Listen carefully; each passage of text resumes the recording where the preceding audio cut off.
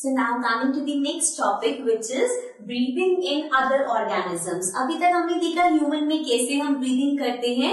अब हम देखेंगे बाकी ऑर्गेनिजम्स जो ब्रीथ करते हैं उनका क्या मैकेनिज्म होता है. जैसे कि एनिमल्स ब्रीथ करते हैं, प्लांट्स ब्रीथ करते हैं, तो उनका जो प्रोसेस है वो कैसा होता है. तो सबसे पहले तो हम उन एनिमल्स की बात करते हैं जिनमें जैसे हमारी चेस्ट कैविटी होती है, वहां पे भी सेम उसी प्रोसेस से चलता है. For example we have lion, cows, goats. तो ऐसे कुछ एनिमल्स हैं जिनका ब्रीदिंग मैकेनिज्म सेम हमारी तरह ही होता है, राइट. इसके अलावा अब कुछ ऐसे ऑर्गेनिजम्स भी हैं, अगर हम एनिमल्स की बात करें तो कुछ ऐसे एनिमल्स भी हैं जो कि जिनका ब्रीदिंग मैकेनिज्म हमसे डिफर करता है. सो अब हम एक एक करके उनको डिस्कस करेंगे.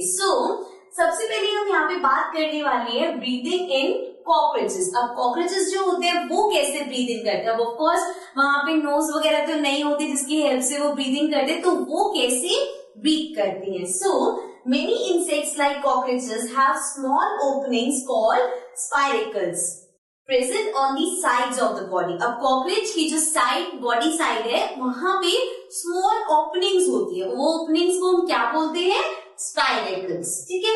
Also, they have an air tube-like structure called the trachea that allows the exchange of gases in these insect. और उनके बॉडी में क्या प्रेजेंट होता है, एयर ट्यूब लाइक स्ट्रक्चर होता है जिसको हम ट्रैकिया बोलते हैं, जो हेल्प करता है गैसेस को एक्सचेंज करने में. सो यहाँ पे बस ये दो चीजें आपको ध्यान रखनी है.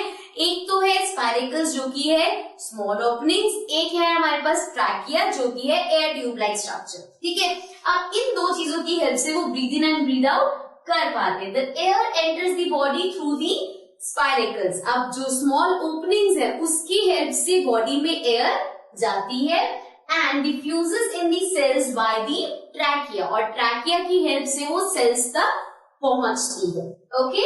Similarly, the air from the cell enters the trachea and moves out of the body through spiracles. सबसे पहले तो यहाँ पे क्या था, ब्रीदिंग, कि वहां पे जो उसकी स्मॉल ओपनिंग्स है वहां से एयर अंदर गई, ट्रैकिया की हेल्प से वो सेल्स तक पहुंच गई. अब सिमिलरली जब ब्रीद आउट की बात करेंगे हम, तो क्या होता है, जो सेल्स की एयर है वो ट्रैकिया तक पास होती है एंड वहां से फिर वो उन्हीं स्मॉल ओपनिंग से बाहर आ जाती है. जैसे हम ह्यूमंस में हम नॉस्ट्रल से इनहेल करते हैं, नॉस्ट्रल से एक्सहेल करते हैं. तो सिमिलरली सेम वही चीज है, बट यहाँ पे क्या चीज डिफर है कि एक तो वहां पे स्मॉल ओपनिंग्स है जहां से एयर इन एंड आउट हो रही है, और अंदर एयर ट्यूब लाइक स्ट्रक्चर है जिसकी हेल्प से एक्सचेंज हो पा रहा है. तो ये सिंपल सा है. इस तरह से कॉकरोचेस में ब्रीदिंग होती है. Now we move to the next one. So now coming to the next one which is breathing in earthworms. अभी हमने cockroaches का देखा, earthworm में breathing कैसे होती है. So earthworms have a soft, slimming and moist skin. So उनकी जो skin होती है बहुत soft होती है, slippery सी, slimming सी होती है and moist होती है. So hence the gases can easily pass in and out of the earthworm through its skin. तो मतलब उसकी skin से ही जो gases है वो in and out pass on हो सकती हैं.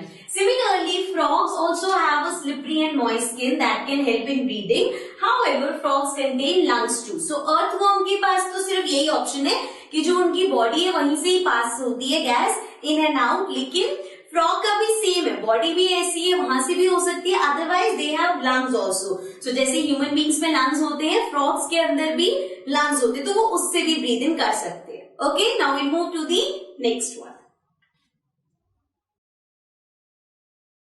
Now coming to the next thing which is breathing underwater. Now अब जो एनिमल्स है वो पानी के अंदर रहते हैं, फॉर एग्जाम्पल फिशेस वगैरह हैं, तो वो कैसे ब्रीथ इन करते हैं. Animals that live under water have special respiratory organs called gills.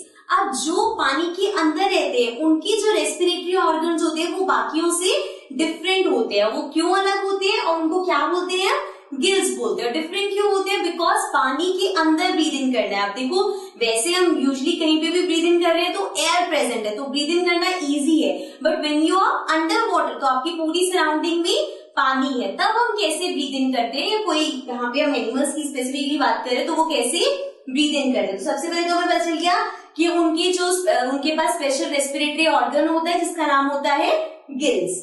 They are a comb-like structure present on the skin of these animal. और ये गिल्स कैसे होते हैं, जैसे कॉम होती है जिसे हम हेयर कॉम करते हैं, सो कॉम-like स्ट्रक्चर होते हैं उनकी बॉडी के ऊपर जिनको हम गिल्स कहते हैं. When gills allow the exchange of gases between animals and the water easily. अब ये गिल्स क्या हेल्प करते हैं, उन एनिमल्स और पानी के बीच में गैसेस को पास ऑन करने में हेल्प करते हैं. Some animals called the amphibians can breathe on land by lungs and through moist skin under water. अब यहाँ पे बात करें amphibians, ऐसे एनिमल्स जो पानी के अंदर भी रह सकते हैं और बाहर भी रह सकते हैं. तो उन केसेस में क्या होता है कि जब वो लैंड पे होते तो वो लंग से ब्रीथ करते हैं एंड जब वो पानी के अंदर जाते तो उनकी जो मॉइस्ट स्किन होती है उससे ब्रीथ करते हैं. For example frog. अब फ्रॉग ऐसा है जो लैंड पे भी ब्रीथ कर पाता है और अंडर वाटर भी जा पाता है, राइट. सो वो क्या करता है, जब वो लैंड पे होता है तो उसकी बॉडी में जो लंग्स है उससे ब्रीथ करता है एंड जब वो पानी के अंदर होता है तो जो उसकी मॉइस्ट स्किन है वो हेल्प करते हैं कि गैसेस पास थ्रू हो सके. ओके, सो यहाँ पे हमने देखा जितने भी मेन हमारे पास एनिमल्स वगैरह थे हमने देखा कि उनका ब्रीथिंग मैकेनिज्म कैसे होता है. नेक्स्ट अब हम देखेंगे प्लांट्स के बारे में. प्लांट्स कैसे रेस्पिरेट करते हैं या फिर कैसे ब्रीथ इन करते हैं.